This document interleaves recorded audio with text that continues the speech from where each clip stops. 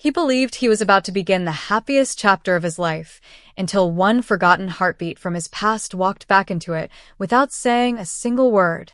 Ethan Kong stood beneath a canopy of crystal chandeliers inside the grand Lexington Ballroom overlooking Manhattan, every polished surface reflecting the golden glow of an evening that had been planned down to the last second. A string quartet played softly near the marble staircase while politicians, executives, celebrities, and influential families exchanged elegant smiles over glasses of sparkling cider. Every guest believed they had gathered to witness the proposal of the city's most respected Korean businessman. Only a handful knew the truth. Ethan Kong was also the quiet force behind an empire that reached far beyond luxury hotels and international investments, a man whose reputation had been built on discipline, loyalty, and impossible decisions. Tonight was supposed to prove that the past no longer mattered.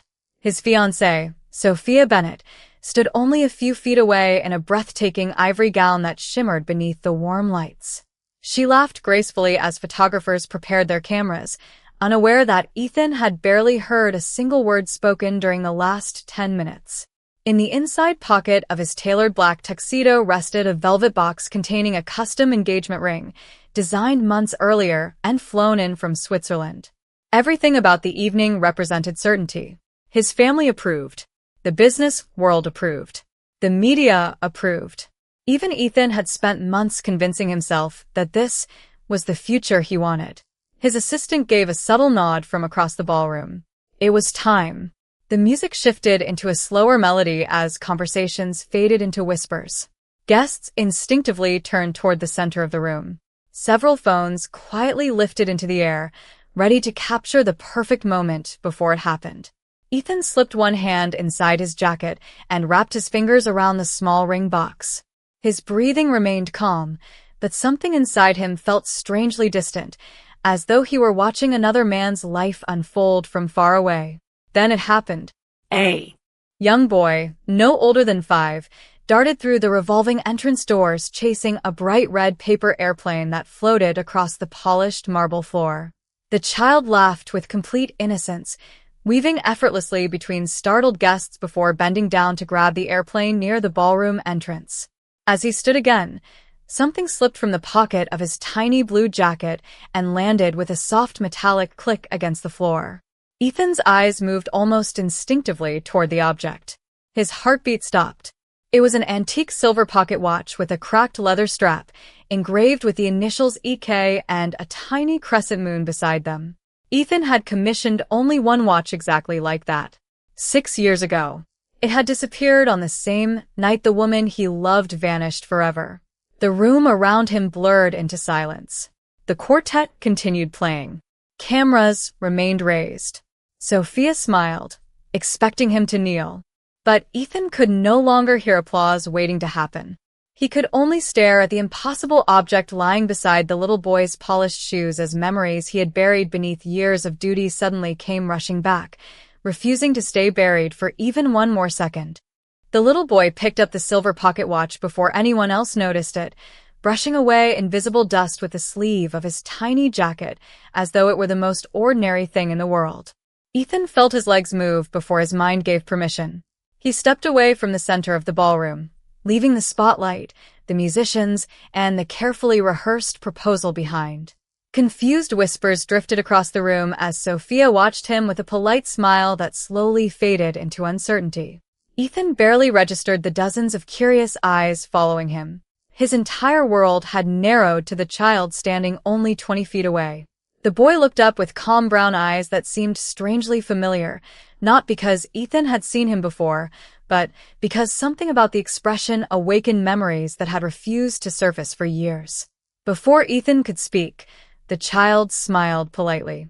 "Excuse me, mister. I think this belongs to my mom."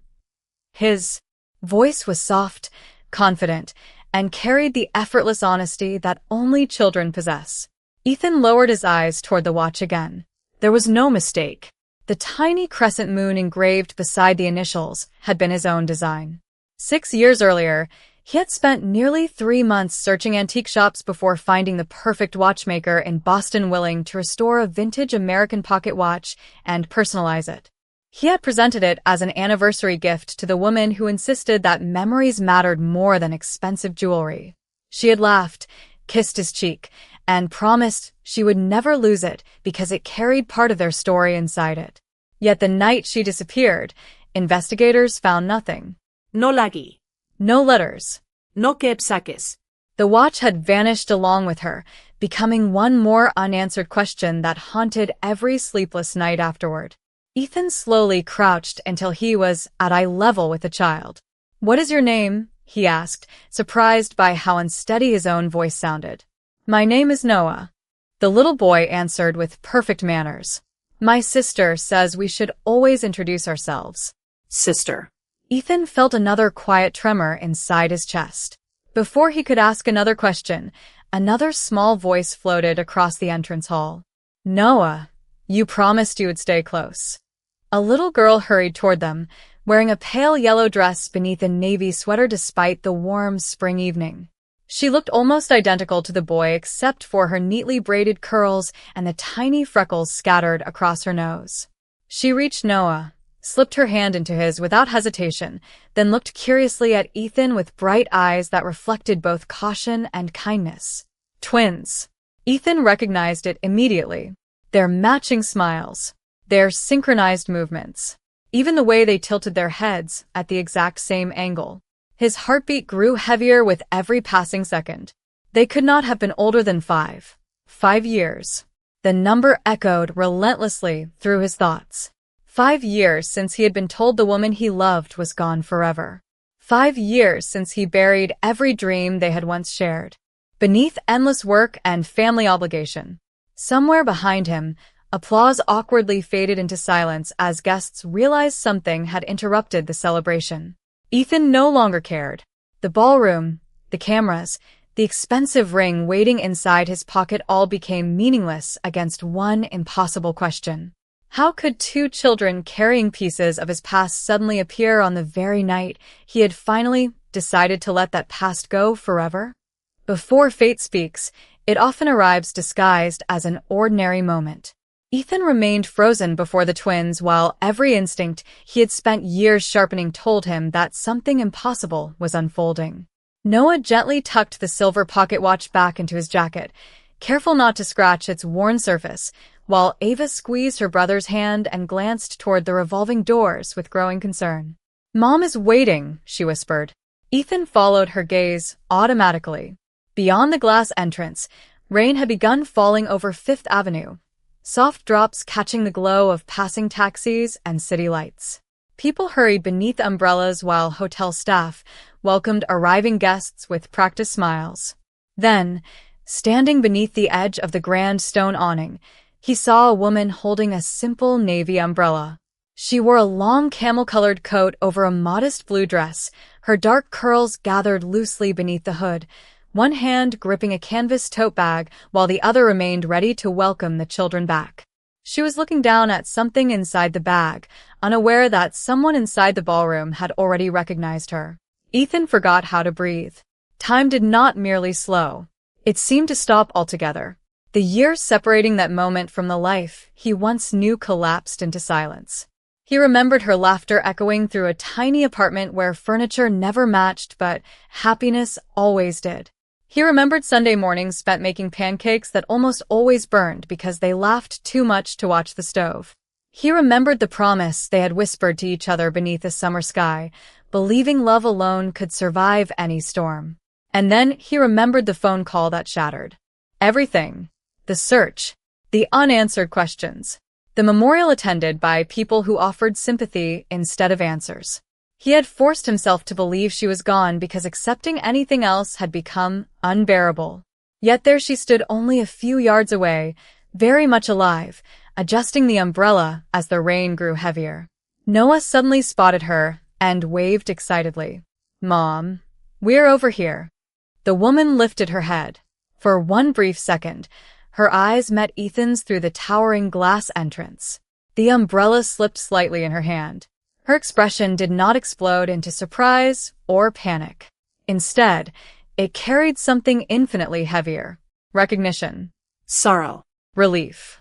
and a quiet exhaustion that seemed to have been carried for years. Ethan saw her lips part as though she wanted to speak, but no sound came.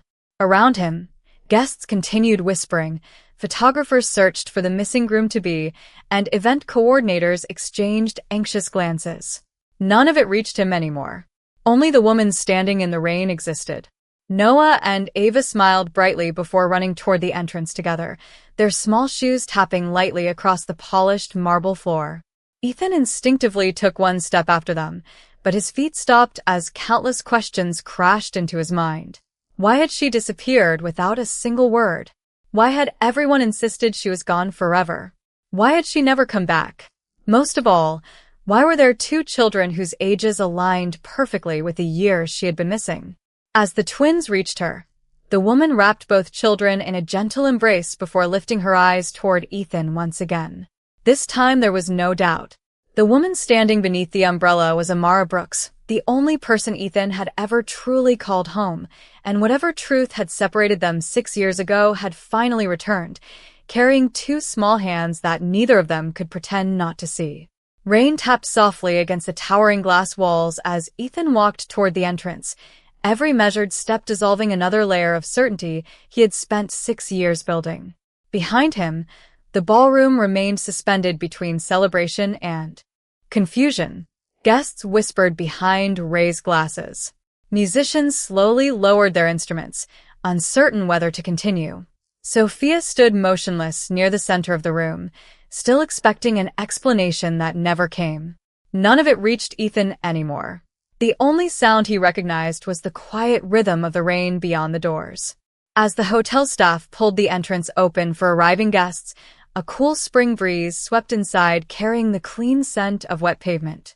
Noah and Ava had already reached Amara, wrapping their small arms around her waist while she smiled gently and brushed tiny drops of rain from their hair.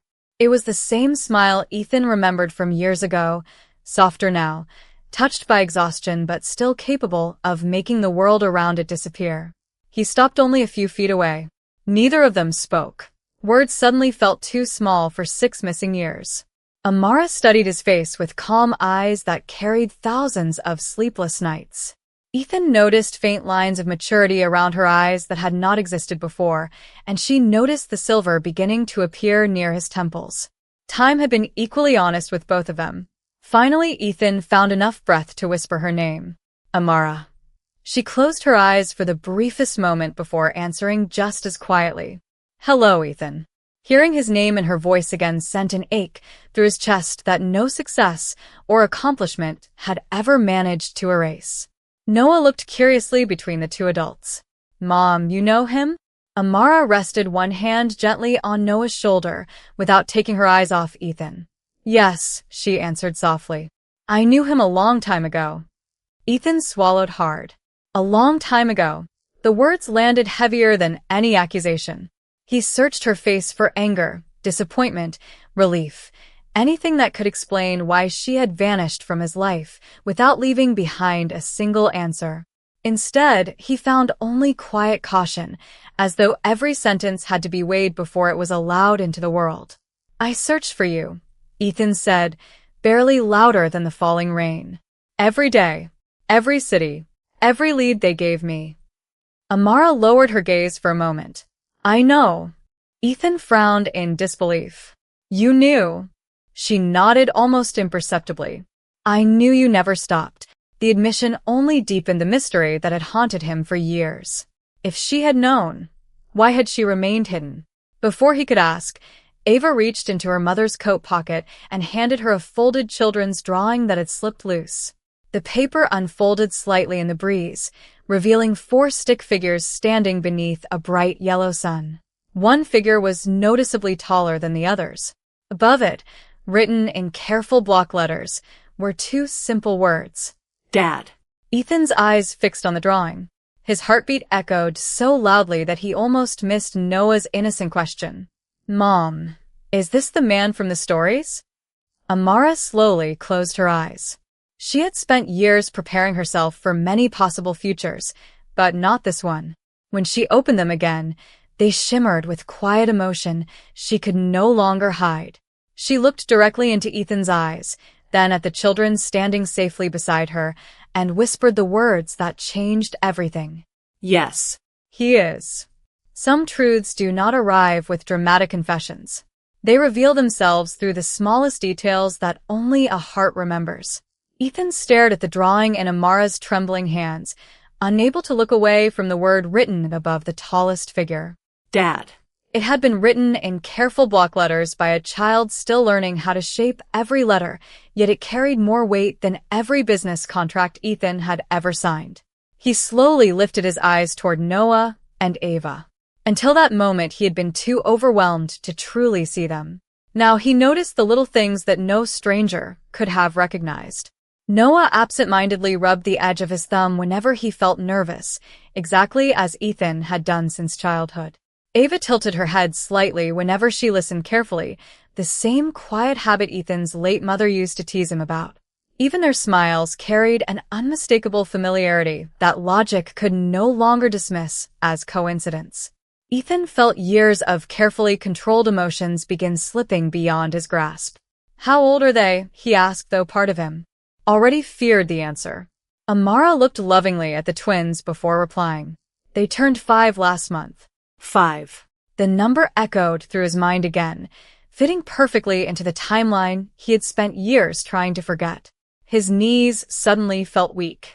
5 years earlier, only weeks after he believed Amara had disappeared forever, she had already been carrying both children.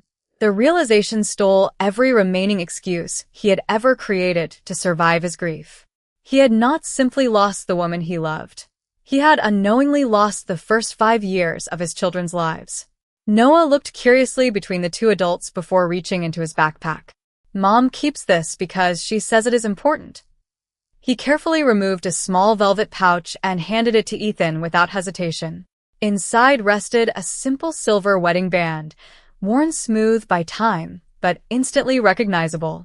Ethan closed his fingers around it as memories flooded back with overwhelming clarity. They had purchased the matching rings from a tiny family-owned jewelry shop in Brooklyn because neither of them believed love needed expensive symbols. Amara had laughed when the elderly jeweler told them that ordinary rings often carried extraordinary stories. Ethan had never seen that ring again after the day she disappeared. He looked at Amara with tears gathering despite every effort to remain composed. "You kept it." She nodded gently. "Every single day." There was no accusation in her voice, only quiet honesty. Ava looked up at Ethan with innocent curiosity. "Mom says our dad was brave and kind." Ethan closed his eyes for a brief moment. Brave. Kind. Those were not the words he believed he deserved after missing half a decade of birthdays, bedtime stories, scraped knees, school performances, and every ordinary moment that quietly builds a family. He opened his eyes again and looked at the twins with an expression neither child fully understood.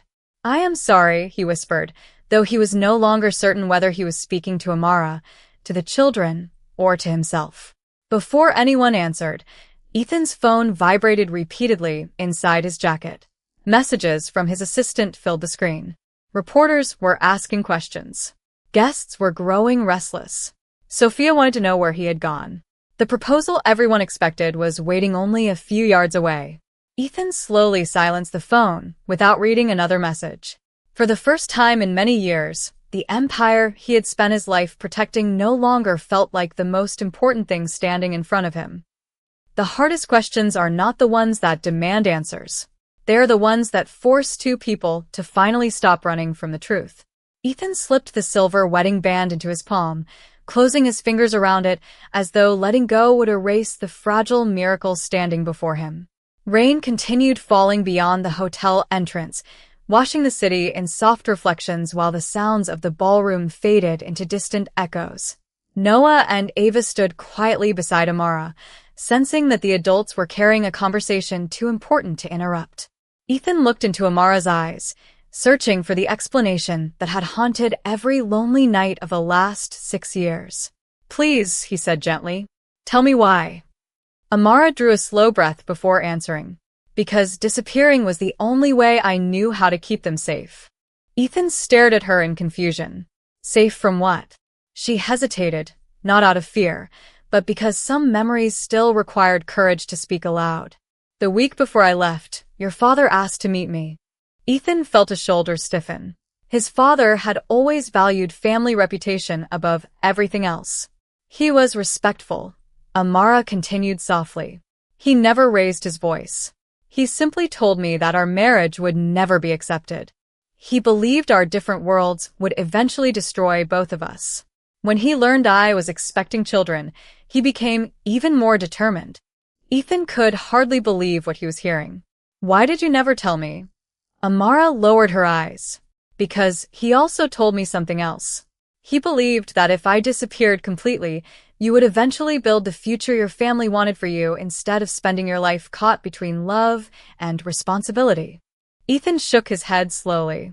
I would never have chosen that. A quiet smile crossed Amara's face, filled with sadness rather than disagreement. I know that now. Back then, I believed I was protecting you. She looked lovingly at Noah and Ava before continuing. I also believed I was protecting them. I did not want our children growing up feeling like they had to prove they belonged in either of our worlds. Ethan listened in silence as every carefully constructed memory began falling apart. For years he had blamed himself for failing to save the woman he loved. He had blamed fate. He had blamed unanswered questions. Never once had he imagined that Amara had carried the impossible burden alone because she believed sacrifice was another form of love. I wanted to write to you so many times, she whispered. On every birthday, every Christmas, every first day of school. But every letter I started ended with the same fear. If I came back before the time was right, your family would never stop trying to separate us. Ethan looked toward Noah and Ava, who were quietly sharing the red paper airplane that had unknowingly changed the course of the evening. They laughed together beneath the hotel awning, completely unaware that the foundation of their family was being rebuilt only a few feet away. They asked about you every year, Amara said with gentle honesty. I never lied. I told them their father was a good man who loved deeply, even if life had carried him somewhere else. Ethan closed his eyes as emotion overwhelmed every defense he had spent years perfecting. She had never poisoned the children against him. She had protected his place in their hearts even while believing she could never return to his life. When he finally opened his eyes again, he no longer saw the woman who had disappeared. He saw the woman who had quietly carried the weight of impossible choices so that 3 other lives could keep moving forward, and for the first time that night, Ethan realized the greatest misunderstanding of his life had never been built on hatred. It had been built on love expressed through heartbreaking silence. Every life eventually arrives at a doorway where comfort stands on one side and truth waits on the other. Ethan Looked down at the wedding band resting in his hand before carefully placing it back into Amara's palm. His fingers lingered for a brief second, not to hold her, but to acknowledge everything they had both endured. Inside the ballroom, the event coordinator finally gathered enough courage to approach the entrance. She stopped several feet away, trying to remain professional despite the obvious tension. Mr. Kong, she said politely. Everyone is waiting. Miss Bennett is becoming concerned. The press has been informed that the proposal will begin in 5 minutes. Ethan nodded once without taking his eyes off Amara or the twins.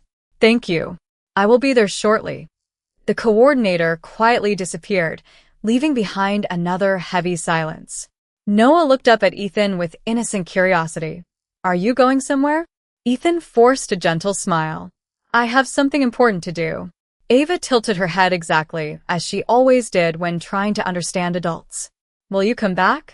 The question struck Ethan harder than any business negotiation ever had. For years he had answered only to investors, executives, and family expectations. Now 2 children who had only just met him were asking for something infinitely more valuable than success. They were asking whether he would stay. Ethan slowly knelt until he was level with them once again. Yes, he answered with complete certainty. I will come back. Noah smiled immediately, accepting the promise without hesitation, but Amara watched Ethan with quiet concern. She understood exactly where he was about to go. You do not owe us anything tonight, she said softly. Your life is inside that ballroom. Ethan stood and looked through the towering glass doors toward the elegant crowd waiting beneath crystal lights. For years he had convinced himself that responsibility meant sacrificing personal happiness. Tonight, for the first time, he questioned whether responsibility also meant having the courage to correct a painful mistake. He turned back toward Amara. "No," he answered calmly. "That ballroom is the life everyone expected me to choose." His eyes drifted toward Noah and Ava laughing together as they folded the red paper airplane into a new shape. "This is the life I never knew I still had." Before Amara could respond, Ethan's phone rang again. This time the caller identification displayed only one name: Chairman Kong, his father. Ethan stared at the screen for several seconds before answering. A familiar voice spoke with calm authority. "Where are you?" Ethan glanced once more at the children before replying. "Outside. Everyone is waiting for you. Do not embarrass our family." Ethan closed his eyes briefly. 6 years earlier, those words would have been enough to silence every doubt. Tonight they no longer carried the same power. "Father," he said quietly, "there are some truths that cannot wait another minute." The line became silent. Finally his father answered. "Whatever this is, it can be discussed after the engagement." Ethan looked through the rain-speckled glass towards Sophia standing alone beneath the chandeliers, surrounded by guests who expected a fairy tale ending. Then he looked back at Amara, whose eyes held no demand, no expectation, only quiet dignity. She was not asking him to choose her. She was asking nothing at all. That was precisely what made the choice so clear. Ethan ended the call without another word, slipped the silent phone into his pocket, straightened his jacket, and walked toward the ballroom doors with steady steps. Behind him, Noah reached for Amara's hand and whispered with complete confidence, "Mom, I think he is coming back for us." When the truth finally stands in the light, silence becomes louder than applause. Ethan stepped back into the ballroom with calm, deliberate confidence, every polished marble tile echoing beneath his shoes. Conversations immediately stopped. Hundreds of curious eyes turned toward him as photographers hurried to capture the moment they believed would become tomorrow's headline. The musicians resumed their melody, assuming the interruption had finally ended. Sophia smiled with visible relief as Ethan approached the center of the ballroom. She had no reason to suspect that everything had already changed. She reached for his hand, but Ethan gently stopped before their fingers touched. His expression remained respectful, yet there was a quiet honesty in his eyes that had not been there earlier that evening. The ballroom waited. Crystal chandeliers shimmered overhead, while camera flashes illuminated every corner of the room. Ethan slowly removed the velvet ring box from his jacket. Gasps spread softly through the audience as several guests instinctively raised their phones higher. This was the moment everyone had expected. Ethan opened the box and looked at the engagement ring resting inside. It was beautiful, carefully crafted, flawless. Yet as he stared at it, he realized it represented a future built upon a past that had never truly ended. He closed the box again, without taking a single step forward. A wave of confusion swept through the crowd. Sophia looked at him with growing uncertainty. "Ethan?" she asked gently. Ethan turned toward her first. His voice remained calm enough that every word carried clearly across the silent ballroom. "Sophia, you deserve someone whose heart is completely free to choose you." She searched his face, already understanding the answer before he finished speaking. "Mine is not." The room became perfectly still. No music. No whispers. Even the photographers lowered their cameras. Ethan continued with sincere respect. "I owe you honesty before I owe anyone appearances. Accepting your love while part of my heart remained trapped in unfinished promises would never be fair to you." Sophia closed her eyes briefly before giving a slow, graceful nod. Although disappointment filled her expression, dignity remained untouched. "Thank you," she whispered, "for telling me before it was too late." Ethan inclined his head with genuine gratitude. Then he turned toward the audience. Executives, politicians, relatives, reporters, and lifelong associates all watched in stunned silence. Among them stood Chairman Kong, whose expression revealed neither approval nor anger, only complete disbelief. Ethan looked directly at his father before speaking. For many years, I believed success meant never looking back. Tonight, I discovered that the greatest failure of my life was believing that love could simply be replaced because time had passed. No one interrupted. No one dared. Ethan walked away from the center stage without another glance at the decorations prepared for the proposal. Every carefully planned detail remained exactly where it had been placed, but its purpose had quietly disappeared. He crossed the ballroom, passed through the towering entrance doors once more, and stepped into the cool evening air where rain had finally begun to slow. Amara was preparing to leave with Noah and Ava, believing Ethan had chosen the life waiting inside. She looked up in surprise as he approached. Without speaking, Ethan stopped a respectful distance in front of her. Then, in full view of the hotel entrance and everyone watching through the glass walls, he slowly lowered himself onto one knee. He did not open the ring box. He did not offer a proposal.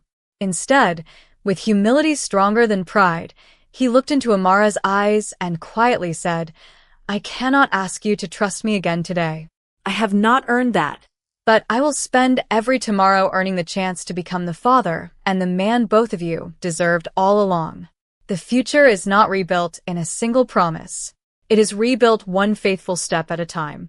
The rain had almost stopped, leaving tiny drops glistening on the stone walkway outside the hotel like scattered pieces of broken glass transformed into light.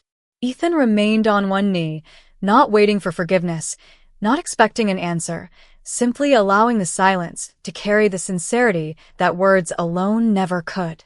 Amara looked at him for a long moment while Noah and Ava stood quietly between them, sensing that this was one of those rare moments that children remember for the rest of their lives even if they never fully understand it until they become adults themselves. Finally, Amara stepped closer. She did not reach for the ring that remained unopened in Ethan's hand because he had never offered it. Instead, she gently placed the old silver wedding band into his palm once more. "Keep it," she said softly. "Not because everything is healed, because some promises deserve another chance to be honored." Ethan looked down at the worn ring before carefully closing his fingers around it.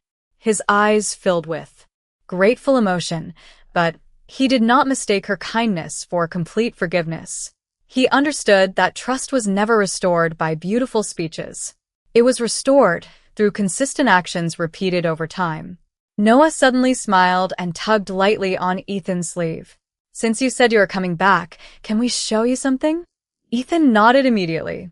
The twins unfolded the children's drawing once again and pointed toward the 4 stick figures beneath the bright yellow sun. "Mom always left one space empty," Ava explained with a shy smile. She said maybe one day our picture would finally be finished. Ethan felt tears gather again as he looked at the unfinished family drawing. Without saying a word, he knelt beside both children and accepted the blue crayon Noah offered him. Slowly, carefully, he drew himself standing beside them exactly where the empty space had been waiting all along. Noah laughed with pure delight while Ava wrapped one small arm around her mother's waist. Amara watched quietly, unable to hide the hopeful smile that slowly returned after years of carrying more sorrow than anyone should bear alone. Through the towering glass walls of the ballroom, hundreds of guests stood watching without speaking. Chairman Kong remained near the front, his posture as straight as ever, yet something in his expression had softened. For the first time, he was not looking at an executive, a successor, or the head of a powerful family. He was looking at a father kneeling beside his children with nothing to gain except the opportunity to love them. After several long moments, the older man slowly removed his jacket, walked through the entrance, and stopped a respectful distance away. His eyes met Amara's. "I cannot change yesterday," he said quietly. "But if you will allow it, I would like the privilege of knowing my grandchildren." Amara studied him carefully before giving a small, thoughtful nod. It was not complete reconciliation. It was the beginning of a conversation that should have happened years earlier. Ethan looked at his father in silent surprise before turning back toward Noah and Ava as they each reached for one of his hands. Together, the 4 of them began walking away from the Grand Hotel, leaving behind the chandeliers, the cameras, the untouched proposal, and the expectations that had nearly defined an entire lifetime. They walked toward an uncertain future that offered no guarantees, only honesty, patience, and the quiet determination to become a family one ordinary day at a time. And as the first rays of evening sunlight finally broke through the clouds above Manhattan, it became clear that the greatest victories are never measured by wealth, influence, or public applause. They are measured by the courage to choose love when pride asks you to walk away, and on that day, everyone who witnessed the moment remembered what true dignity looked like.